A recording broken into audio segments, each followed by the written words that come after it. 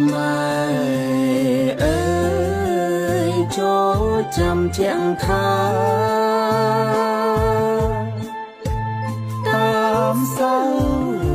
វតាជា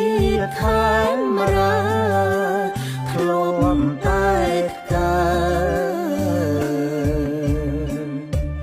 ទឹកដីខ្មែរធំទូលំទូលាសពសាយរុងរឿងគេអាយតែលើកដំកល់ជាតិយើងចាត់តុងឡើងជាជាតិច្បង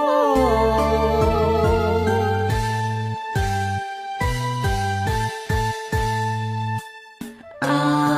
រៀងធោខ្ពងខ្ពស់ឆាតឆាយ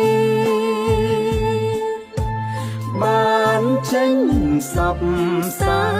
យក្រុមទើទាំងឡាយចង់ប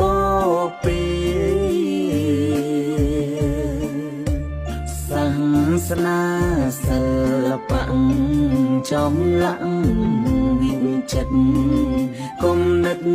សិក្សាដនត្រីទស្សនវិជ្ជាព្រះពុទ្ធសាសនាជាគោលការណ៍ខ្មែរស្លាយទៅ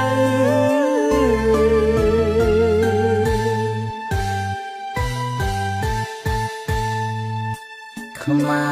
រអើយចូលស្ដាំសាវតាដែលបានចរចា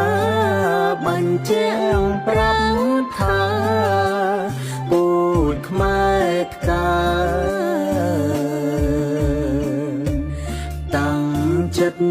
ឲ្យមខិតខំប្រឹងវិញបញ្ចេញ